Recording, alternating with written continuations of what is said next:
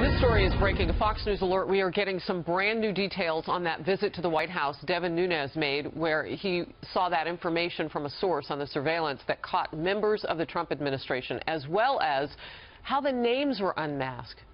The unmasking of the names of American citizens. Adam Housley joins us now from Los Angeles. Adam, you've been working on this morning. What can you tell us? Yeah, Harris, we've been spoken to by a number of sources for the last couple of days, and it really came to a crescendo this morning because of a report yesterday that apparently outed two of Nunes' sources. Our sources, who have direct knowledge of what took place, were upset because those two individuals, they say, had nothing to do with the outing of this information. So let's go through what some of the headlines are. First of all, we found and we've learned that the surveillance that led to the unmasking what started way before President Trump was even the GOP nominee. So basically, they started the surveillance to all this at some point earlier last year. The person who did the unmasking, I'm told, is very well known, very high up, very senior in the intelligence world, and is not in the FBI.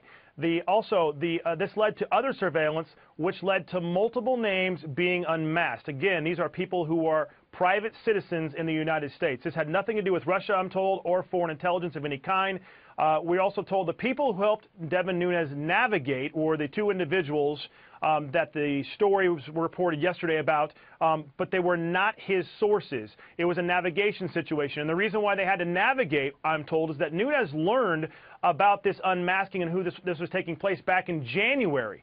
And before Trump's tweet, before he met with the president, and it took, obviously, a number of weeks to try to figure out a way for him to see this intelligence because the agencies were stonewalling, we're told, to allow him and others to see it. Now, this is all coming from folks that are in these agencies and frustrated with the politics that's taking place in these agencies. We're told that the main issue here is not only the unmasking of the names, but the spreading of names for political purposes that have nothing to do with national security and everything to do with hurting and embarrassing the Trump and his team. Also, Nunes, we said, knew about this existence again way before, back in January, before the Trump's tweet.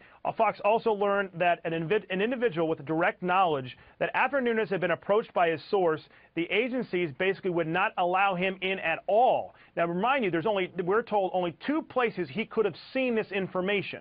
The first place is where the source works. Clearly, that would have been an outing. The second place, we're told, is at a location on the White House grounds. Now, remind you, the White House is not just the White House that we all see. There's the old executive office building, where you can also access after hours and get to the same type of highly sensitive information. So as you can tell, Harris, a lot of information coming out here. We're starting to get much more details on this as the intelligence community really is battling within itself on this, but it seems like there may be a couple of agencies involved here, and there are a number of people now, we're being told, that names have been unmasked. Again, private citizens in the U.S. This is unprecedented, Harris. Yeah, and I know from some of the information that we've been reading today, those two locations, either the source's computers or on the White House grounds computers. And so when you ask the questions about why Nunes would have met there, you're starting to get some real clarification about that. Adam Housley, the story coming together today. As you learn more, I'm sure we'll bring you in to report it. Thank you.